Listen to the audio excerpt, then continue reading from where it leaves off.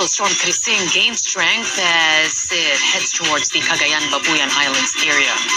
The Cybercrime Investigation and Coordinating Center believes the Philippines is not yet ready for a total ban on online gambling. Local pump prices expected to go up again next week, and U.S. President Donald Trump diagnosed with a vein circulatory condition. Hi, I'm Carmina Constantino. Dateline Philippines begins right now. Thanks for joining us. For those of you watching us on YouTube and on Facebook, glad you could join us today. Tropical storm Krising slightly intensifies as it moves towards the mainland Cagayan-Babuyan Islands area. Let's get the latest now from Pag-asa weather forecaster Benison Estereja. Benison, over to you. Good afternoon, Ms. Carmina, and to all our viewers. Krising slightly intensifies while moving west-northwest towards mainland Cagayan-Babuyan Islands area. As of 10 in the morning, the center of Tropical Storm Krising was estimated at 195 kilometers east of Tuguegarao, Cagayan, with maximum sustained winds of 75 kilometers per hour near the center and gustiness of up to 90 kilometers per hour. It is currently moving west-northwest at 25 kilometers per hour, and at around 2 to 5 in the afternoon, it may make a close approach or landfall over the northeastern portion of mainland Cagayan and then over Babuyan Islands this evening. And then from tonight up until tomorrow early morning, it will cross extreme northern Luzon and then the West Philippine Sea in the morning tomorrow and possibly exit the Philippine area of responsibility tomorrow afternoon. We have tropical cyclone wind signal number 2 currently raised over Batanes, Cagayan, Isabela, Apayao, Kalinga, northern and central portions of Abra, eastern portion of Mountain Province, eastern Ifugao, Ilocos Norte, and the northern portion of Ilocos Sur. While signal number 1 is raised over Quirino, Nueva Vizcaya, rest of Mountain Province, the rest of Ifugao and Abra, Benguet, rest of Ilocos Sur, La Union, northern portion of Pangasinan, the northern portion of Aurora, and northeastern portion of Nueva Ecija. These areas may experience strong to gale force winds within the next 24 hours. On the other hand, we have heavy rainfall expecting over many parts of the rest of Luzon as well as Visayas and western portion of Mindanao due to habagat or southwest monsoon that is being enhanced by Tropical Storm Krising. Within the next 24 hours, the rainfall may reach over 200 millimeters over Cagayan, Apayao, Ilocos Norte, and Ilocos Sur, directly coming from the tropical cyclone. Around 100 to 200 millimeters within 24 hours over Batanes, Isabela, Abra, Benguet, Kalinga, Mountain Province, Ifugao, La Union, and Pangasinan, also due to Krising, and around 100 to 200 millimeters due to southwest monsoon over Zambales, Bataan, Palawan, Occidental Mindoro, Antique, Iloilo, Guimaras, and Negros Occidental. Over here in Metro Manila and the nearby areas in Central Luzon and Calabarzon, the rainfall may be estimated at around 50 to 100 millimeters, so that may be light to moderate with at times heavy rains. So there may be chances as well of widespread flooding throughout the country and some incidents of landslides due to heavy rainfall. And that's the latest from Pag-asa Weather Forecasting Center. This is Benison Estereja reporting. Thanks a lot, Benison Estereja. They're joining us on the line back here in the newsroom. Non-stop rains have led to massive floods in parts of Occidental Mindoro. The municipalities of Calintaan and Sablayan were among the severely affected, with floods making roads impassable. Provincial disaster management officials urging residents not to wait for the floodwaters to rise before evacuating their homes. Coastal areas in southern Leyte being battered by strong waves and heavy rains. Ranulfo Doctoca now on the line to give us an update. Ranulfo, over to you. Yes, Carmina. Inahambalos ng malalaking alon ang dalampasigan ng Pintuyan, Southern Leyte ngayong araw ng Biyernes. Sa video na binahagi ng residente na si Mary Grace Manuksok, makikitang malalaki ang alon sa dalampasigan ng barangay Kaubang, Pintuyan, Southern Leyte. Kasabay ng malalaking alon ay ang malalakas na manahangin at ulan. Epekto ito ng bagyong Krising at ang habagat. Kaya inilagay na sa mas mataas na bahagi ng dalampasigan ang mga bangka ng mga residente. Kwento pa ni Mary Grace Manoksoka, 1 linggo na silang nakakaranas ng mga malalakas na ulan at maalon ng karagatan. At dahil dito, ano na ang hanap buhay ng mga residente sa kanilang lugar. Nananatili namang naka-alerto ang mga residente sa lugar sa posibleng pang maging epekto ng masamang panahon. Ayon naman sa Philippine Coast Guard, umiiral ngayon ang patakaran na pinagbabawalan na makalayag o makabiyahe ang mga maliliit na mga bangka, kasama na dito yung mga bangka ng mga ngisda dahil na rin sa masamang panahon. Reporting for ANC, Ranul Pudukdukan, ABS-CBN News. Ranulfo Dokdokan there, maraming salamat. Ranulfo there reporting to us that there are coastal villages in southern Leyte being lashed by strong waves there. Residents also telling Ranulfo that they have been experiencing strong waves and heavy rains for a week now. All right, back here in the newsroom, residents in Batanes also starting to feel the effects of Krising. Harris Julio on the line with an update. Harris. Yes, Carmina, but for that, let's just get an update in Cagayan. Teacher Annalyn Kinagoran shared some photos showing the surroundings of Ugak Elementary School in Igig, Cagayan, already inundated. This occurred past 7 Friday morning following heavy downpour brought by tropical storm Krising. The floodwater reached knee-deep for the children, or nearly 2 feet in depth. She said their school is situated on low ground, which make it prone to flooding during heavy rains. They hurried to lift the classroom materials and equipment, while repairs were also made to the roof of some classrooms. Classes from kindergarten to senior high school have been suspended in Igig, as well as in 16 other towns in Cagayan. Meanwhile, classes at the law school and graduate school were also suspended in Tuguegarao City, where a liquor ban is now being strictly enforced. The entire Cagayan is now under red alert status, prompting heightened preparedness for the possible landfall of the storm. The provincial government has prepared more than 2,000 family food packs, while the task force Lingkod Cagayan quick response team is already on standby. Authorities are closely monitoring the water level of Cagayan River at the Buntun Bridge, where the water level monitoring gauge was repaired yesterday. In the town of Calayan, intermittent heavy rains and strong winds are already being experienced, according to MDRM officer Tito Payas. Residents are intensifying their preparations by placing barriers on their windows. Similarly, in Batanes, the Ivatans have installed tapanco or window shutters. They also performed kapanpet, or tying down their houses to prevent them from being blown away by strong winds. In a video shared by Justin Mark Pili Fajardo, dark skies and gusty winds were seen in Basco around 8 a.m.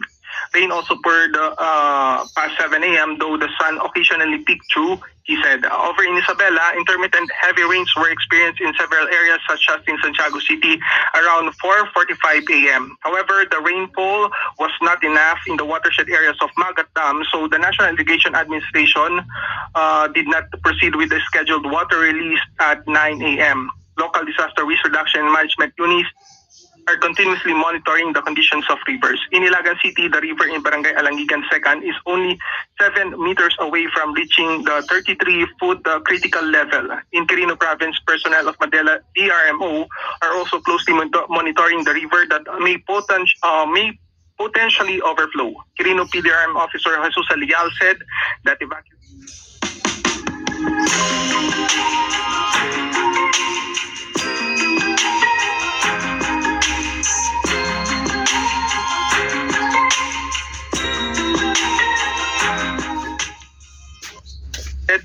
evacuation centers and relief goods are ready in case evacuation becomes necessary. And that's the latest here in Cagayan Valley. Harris Julio reporting for AN. Thanks a lot, Harris Julio there joining us on the line. Most areas in Metro Manila calling off classes due to the bad weather. Friday's class suspensions include Quezon City, San Juan, and Pasig, as well as Pateros. Schools also shut in parts of the country currently under wind signals. They include Ilocos Norte, parts of Cagayan, and La Union, among others.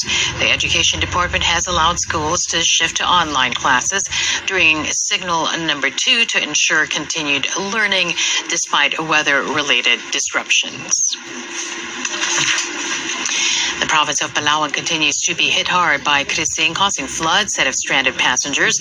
Lynette de la Cruz Fortunado on the line now to give us the latest situation. From there, Lynette, over to you. Residents of Puerto Princesa City and several municipalities in Palawan woke up to floods caused by nearly overnight continuous rainfall brought on by Typhoon Krising. In Sitio Sabang, Barangay Kabayugan, some residents experienced landslides, but unfortunately, no injuries have been reported. Tours of the famous Puerto Princesa underground river were canceled as a precaution. Flooding affected many parts of the city, with houses inundated and some residents forced to evacuate their homes. Several roads were flooded, forcing motorists to seek alternate routes, although some still attempted to cross the waterlogged areas. Classes at all levels in both public and private schools in Puerto Princesa, along with government offices, have been suspended. In El Nido, Palawan's top tourist destination, some businesses temporarily halted operations due to flooding on their premises. Some roads were also submerged and tours were canceled. Authorities remain on full alert, ready to respond and assist residents affected by the typhoon. The Calamian Islands and Central Palawan remain at the red level of heavy rainfall warning. Back to you, Carmina. Thanks a lot, Lynette De La Cruz Fortunato. Several vessels ran aground in Zamboanga City due to the strong waves. Queenie Casimiro on the line with that story. Queenie. Yes, Carmina, rain has stopped pouring in Zamboanga City this morning. However, the weather remains cloudy, and per Pag-asa forecast, there is still a possibility of occasional rains due to the southwest monsoon that may cause flooding and landslides. Yesterday, the city government ordered the class suspension in all levels, both public and private schools, until today. This is due to the yellow warning level hoisted over Zamboanga City and the provinces of Zamboanga Sibugay, Zamboanga del Norte, and Basilan. Due to the strong winds and huge waves, at least 6 vessels ran aground in barangays Maasin, Sinunok, and along Artillon Boulevard. Philippine Coast Guard Zamboanga says most of these vessels have not been towed to deeper waters as of yet. A number of trees and electric posts were toppled that caused massive power outage in many areas. The electric cooperative has been working non-stop since yesterday to restore power supply to the affected barangays. Meanwhile, commercial flights are back to normal. Yesterday, 2 flights were diverted to Daguindingan Airport in Cagayan de Oro City, while 5 flights were canceled. Inter-island trips of commercial and cargo vessels have also resumed. The local government has launched relief operations to serve more than 200 affected families from 12 barangays. Reporting for ANC, Queenie Casimiro, ABS-CBN News. Thanks a lot, Queenie Casimiro there joining us on the line. And back here in the newsroom, we're going to take a quick break. Up ahead, oil prices going up once again. We'll give you details when we return. You're watching Dateline Philippines here on ANC.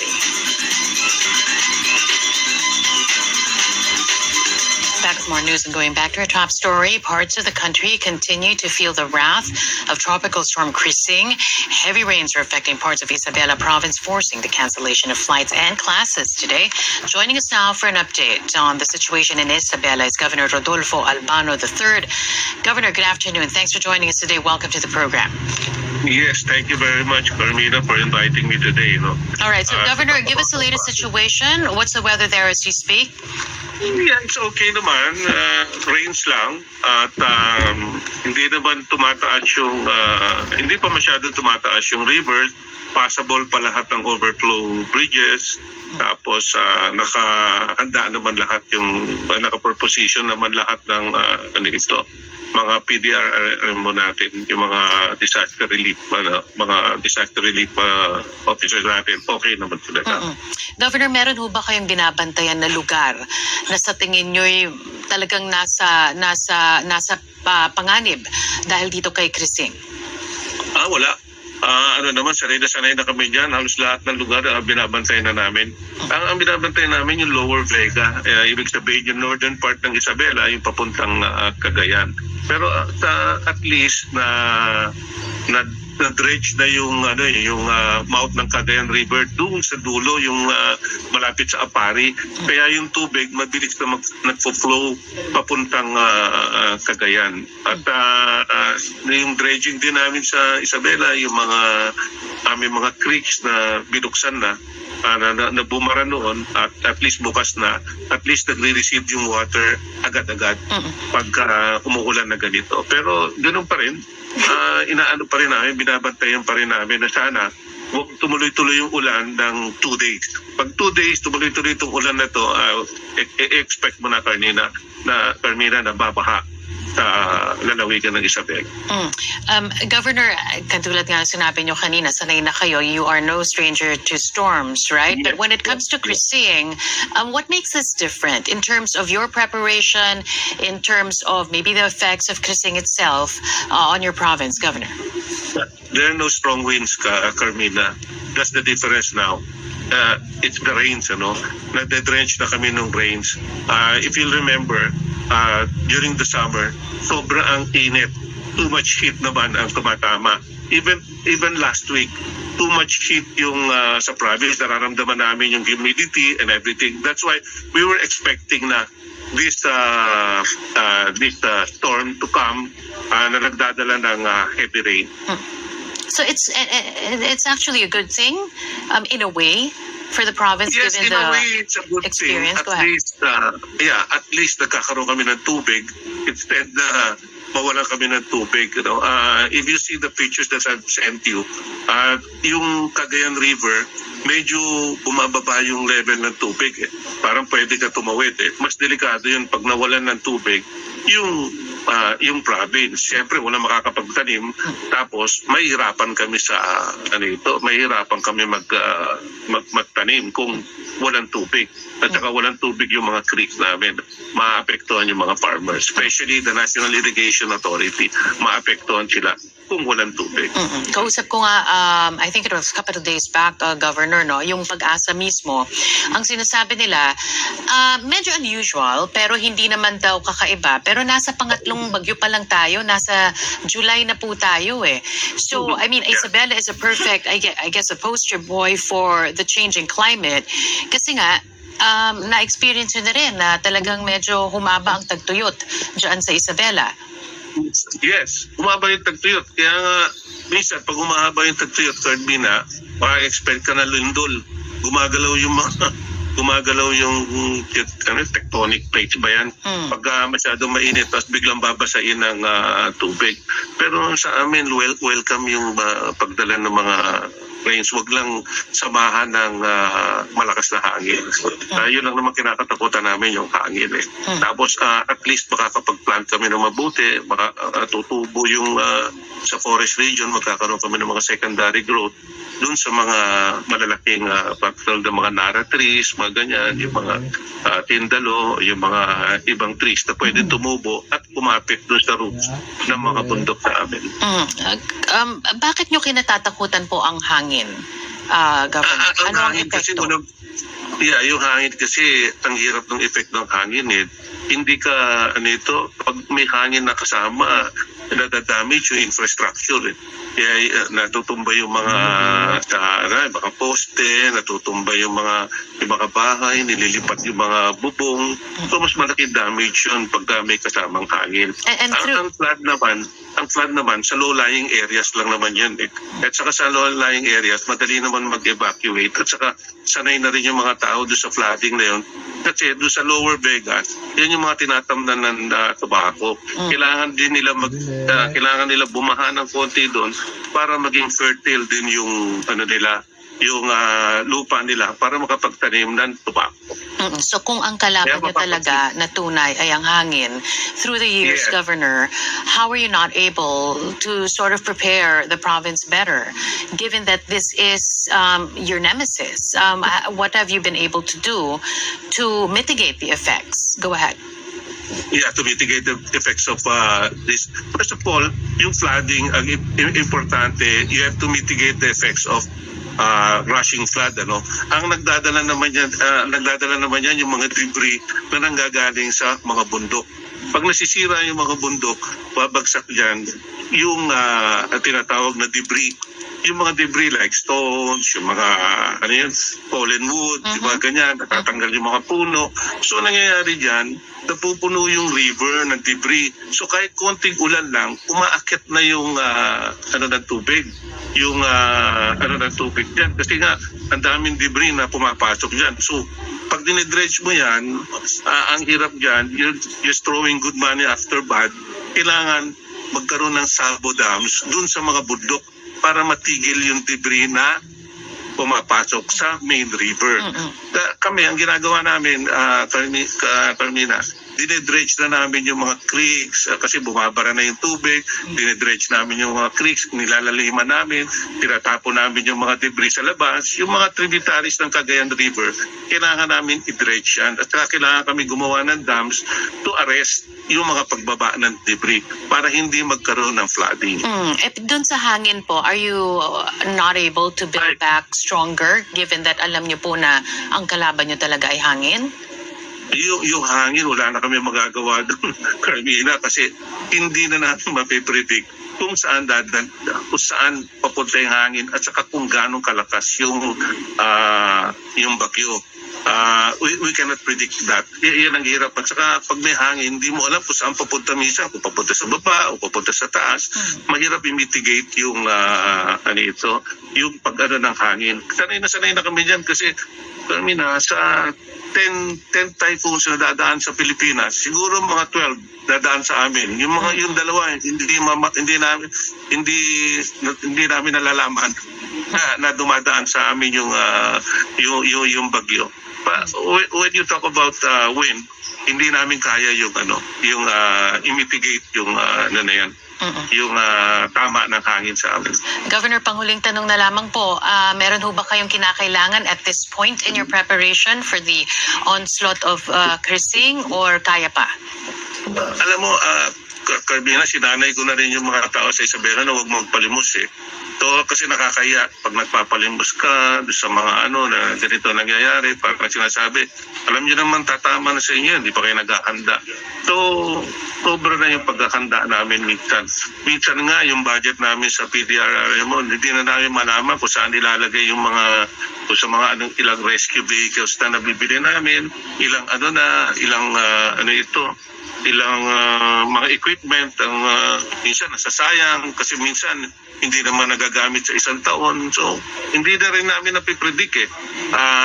Basta alam namin darating. Pero yung prediction na ganong kalakas o ganong kahina, yun hindi namin mapredict, Carmina. Basta kami handang-handa doon sa mga nangyayaring ganyan. Basta kami, sinanay kay mga tao, wag nagpapalimos para magkaroon ng mendicancy mentality.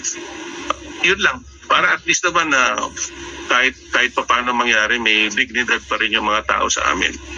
Okay, we're gonna have to leave it at that. Isabela Governor Rodolfo Albano III there joining us live this noon. Maraming salamat po, Governor. Take care. Thank you very much, Carmina. Thank you.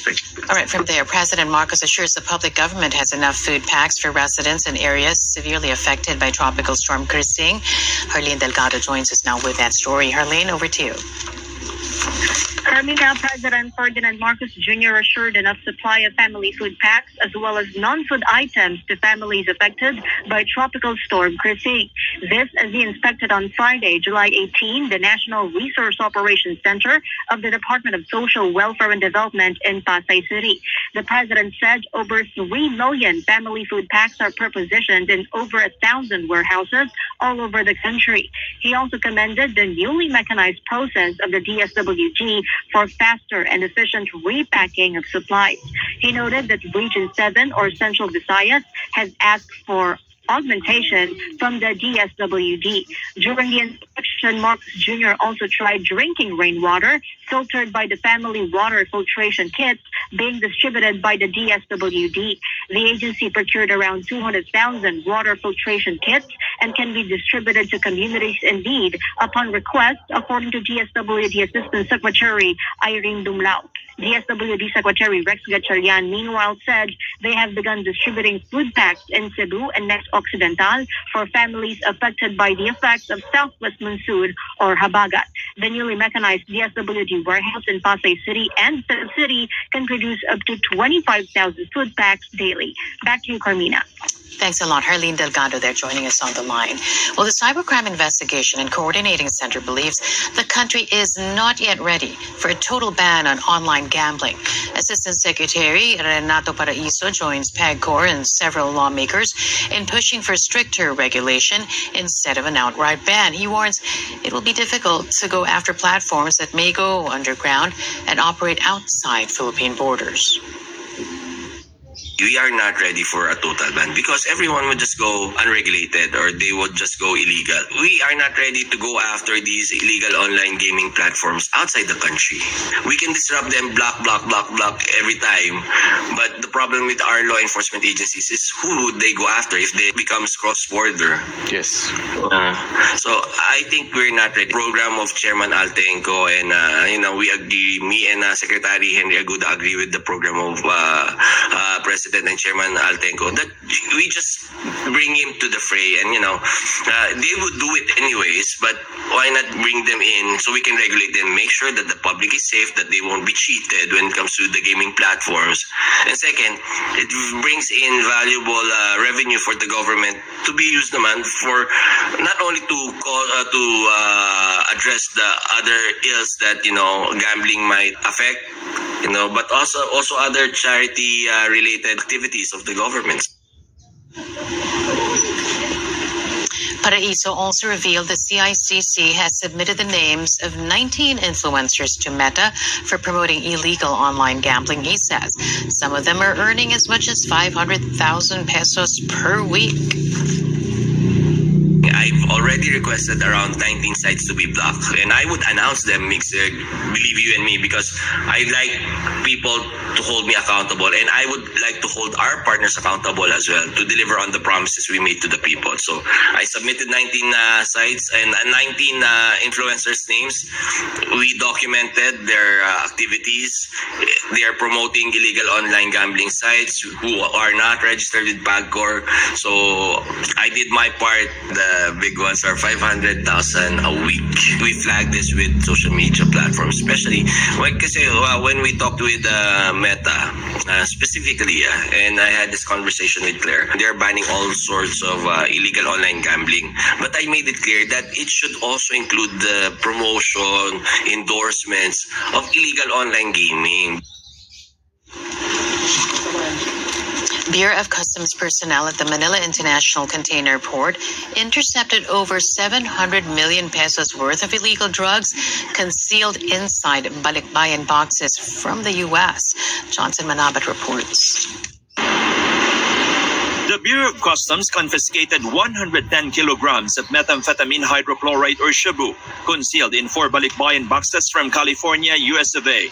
In a press conference on Thursday, Customs Commissioner Ariel Nepomuceno said this is the first time the agency was able to seize shabu inside balikbayan boxes. He also said the source of the illegal narcotics was unusual. Merong kakaibang pamamaraan yung mga nagpasok nito. Ginamit yung tinatawag na consolidators from the other side ng mundo. Hindi unusual. Normally, hindi doon nanggagaling yung mga ganitong illegal drugs. According to the Philippine Drug Enforcement Agency, the confiscated shabu has an estimated street value of 749.63 million pesos. Customs officials believe drug syndicates are trying new ways to distribute their illegal products.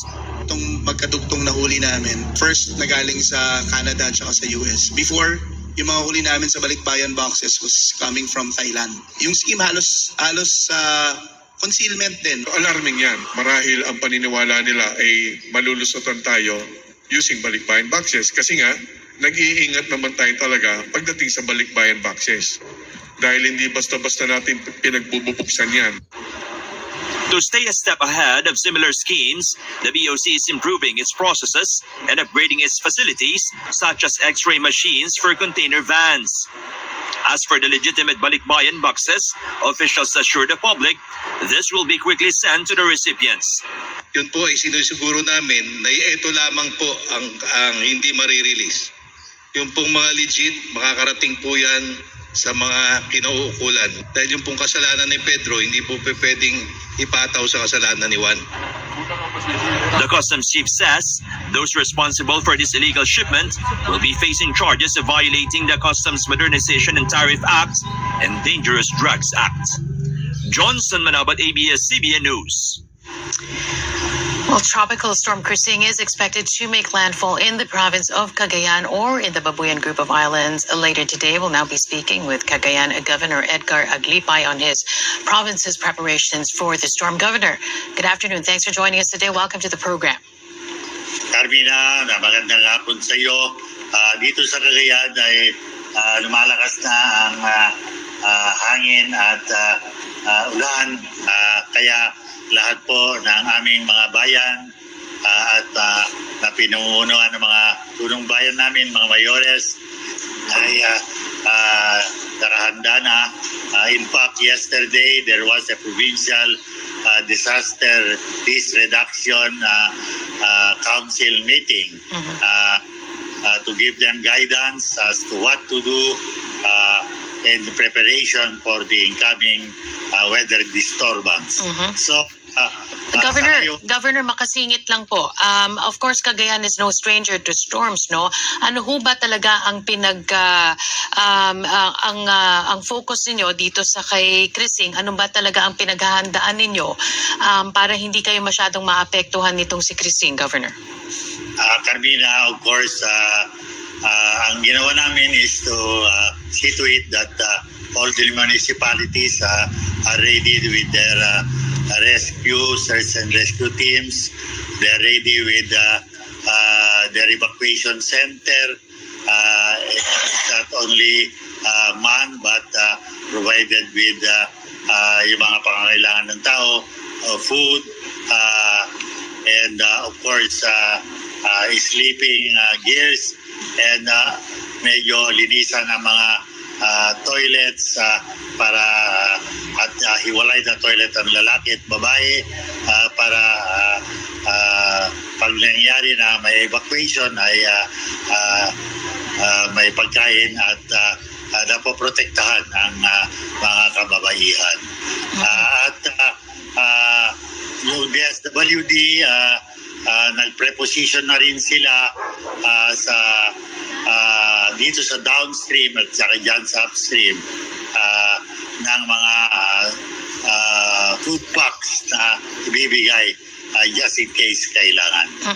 So, Governor, meron ho ba kayong inaantabayan na epekto nyo? Kanina po, kausap namin si Governor Albano. Sabi niya, in so many words, thankfully, hindi malakas ang hangin. Ang kalaban kasi nila doon, hangin. Sa inyo naman, ano ang inaantabayanan nyo dito kay Crising na talagang pinaghahandaan ninyo? Yung hangin ba? Yung dami ng tubig ba, Governor? Actually, pinaghahandaan namin ang hangin at yung malakas na ulan. Alam mo, sa Cagayan ay gagaling pa sa Isabela ang tubig na magplaplat namin, pati sa Sierra Madre at Caraballo and Cordilleras. Kaya ang Cagayan kasi ang pinakamababa, kaya lahat ng mga ulan doon pupunta sa amin. Hangin din, kami rin nandito sa dulo, kaya malakas din ang hangin. So, yun ang mga pinaghandaan namin. Hindi rin namin kinakalimutan na pwedeng magkaroon ng surge. Yung ibig sabihin, tubig na aakyat galing sa dagat. Yan ang pinaghandaan din namin. Kaya yung search and rescue team namin at evacuation, early evacuation ay hinanda rin namin. Governor, ang forecast po ng Pag-asa later this afternoon or maybe early this evening, yan po ang landfall dyan sa area nyo po. Kung kailan madilim na, kung kailan patulog na ang inyong mga constituents po. At dahil dito, paano ho kayo naghahanda? Lahat ho ba'y nailikas na sa evacuation centers, at least those who are living in the areas directly in the path of the storm, Governor? Alam mo, Carmina, yung mga mayors namin ay naglilibot na.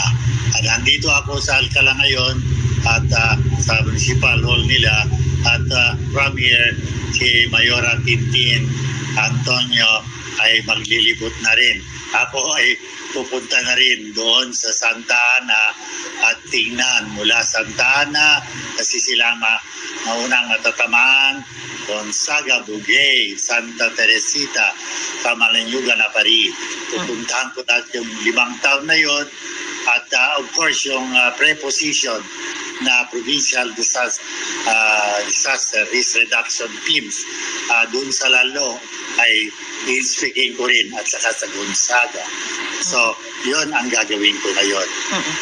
Meron ho ba kayong nakikitang senaryo, pasensya na po Governor, meron ho ba kayong nakikitang senaryo na kinakailangan nyo muna putulin ang supply ng kuryente para maiwasan ang kung anumang sakuna na maaring maidulot nito?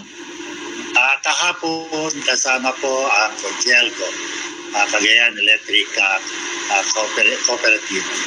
At napagsabihan sila kung ano ang mga sitwasyon at meron na rin membro ng Provincial Disaster Rescue Team na ikipag-coordinate sa kanila para hindi pinuputol kung ang kuryente kung hindi kinakailangan.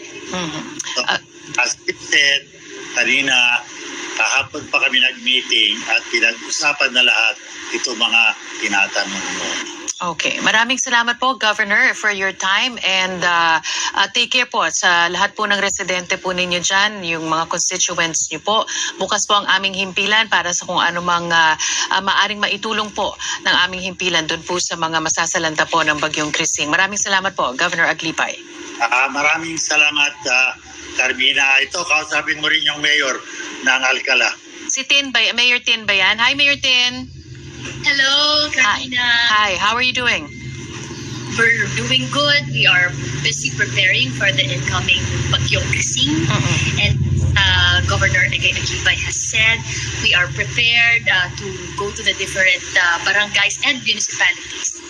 Okay, and at this point, you don't see any need for intervention from the national government. You have everything that you need, Mayor? At first instance, yes, Carmina, but for sure, after the typhoon has passed, it would be important for the national government also to come to Cagayan to see the damage because the rehabilitation efforts would be an integrated effort. And also, Mayor Tin, as I said a while ago, you are no stranger to storms. I mean, you're in the direct path of storms there. But what makes Krising different? And in terms of your preparation, are you preparing differently this time around for Krising? We are looking at the particular dangers posed by Krising, and what we see here on the ground and also based on weather reports, Carmina, is that the main danger that we should be looking at is wind. And of course flooding also, but particularly wind, because on the ground right now the rains have resumed this afternoon, and there are some gusts of wind that we can see, and we see that the track of the typhoon is not here in Isabela or Cagayan, but on the upper portion of Cagayan. So we expect that we will be beleaguered more by wind rather than flood at this point in time. But this may change depending on the bulletins of Pag-asa. And if it's wind that we're talking about, and if it's wind that you're preparing for, how do you exactly prepare for the gusts of wind, Mayor? It is mainly coordinating with the residents who have houses made of light materials. We do preemptive evacuation, Carmina. Our evacuation centers are ready, not just here in Alcala, but in the province. Governor Egay Aglipay has directed all mayors and the PDRIMC to be ready with all things that are needed for the evacuation of people who are vulnerable because of the materials which comprise their houses. All right. Thanks a lot. Mayor Tin Antonio there of Alcala. Thank you so much for taking our call. I mean, you weren't prepared for it. The governor just passed the phone to you, but thanks for being such a good sport and answering all our questions. Take care. I understand that you need to go and you need to make the rounds. Thanks again for making time for us. Mayor Tin Antonio there. Thank you. And thank you to Gov Egay for the opportunity. Thank Thanks again. All right, that is Governor Edgar Aglipa and also Mayor Tin Antonio talking to us this noon regarding the preparations that they're doing for the possible onslaught of Krising. Back in the newsroom, President Marcos leads the launch of a super app that that promises to be a one-stop shop for key government services. Pia Gutierrez on the line with details. Pia, over to you. President Ferdinand Marcos Jr. on Friday said that his administration is committed to make government services more accessible to the public as he led the launch of the Bagong Pilipinas eGovPH Servisyo Hub in the city of San Juan in Metro Manila. Located at the Makabagong San Juan National Government Center in Pinaglabanan, San Juan City, the facility is a centralized public assistance hub where critical government services are consolidated in one location, catering to a wide variety of assistance concerns.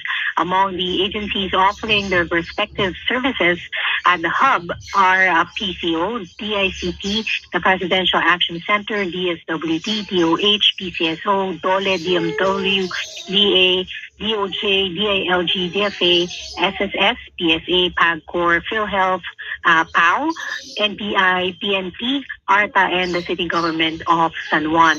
The hub has also incorporated digital infrastructure with dedicated support for online applications, real-time tracking, and digital feedback mechanisms. The president in his speech says he plans to replicate this project for all local governments around the country. And aside from making government services more physically accessible, the president said that his administration has made strides in making services or in bringing services online, particularly through the eGovPH Super App, the government's flagship digital platform. The president highlighted the expanded features of the app, which now provides more national and local government services, including the application and renewal of business permits and licensing, requests for barangay clearances, online driver's license application and renewal, and even payment of travel taxes, reporting of crime, and bureaucratic inefficiencies, among others. Marcos Jr. praised the app, which he says will bring government to the 21st century. This as he directed agencies to eliminate lines, fixers, and corruption in transacting with the government. Carmina? Thanks a lot, Pia Gutierrez there, joining us on the line. Another round of oil price hikes looming next week. Government estimates gasoline, diesel, and kerosene could see an increase of at least 50 centavos per liter based on this week's trade at the Mine of Platts in Singapore. The Energy Department says U.S. tariff concerns among the factors continuing to affect world oil prices. Ang humatak po sa pagtaas ng presyo, yung pa rin pong forecast ng OPEC member countries na pataas daw ang oil demand. Tapos at the same time naman, humatak pababa yung speculation pa rin po sa pronouncement ni President Trump dung tungkol sa tariff na humahatak naman talaga para humina ang demand. On to the financial markets. Now, the Philippine Stock Exchange heading for a positive close to the trading week. Its main index marginally up, returning to the 6,300 level at noontime Friday. The broader oil shares index also higher, with total value strong at 4.2 billion pesos. The PSE's closing numbers and the analysis later on Market Edge at 3. And that'll do it for today. Thanks for joining us. I'm Carmina Constantino. If you want to revisit today's episode, you can play back this newscast on the YouTube channel and on AMC 24/7 on Facebook. Keep well. Keep it here at the News Channel.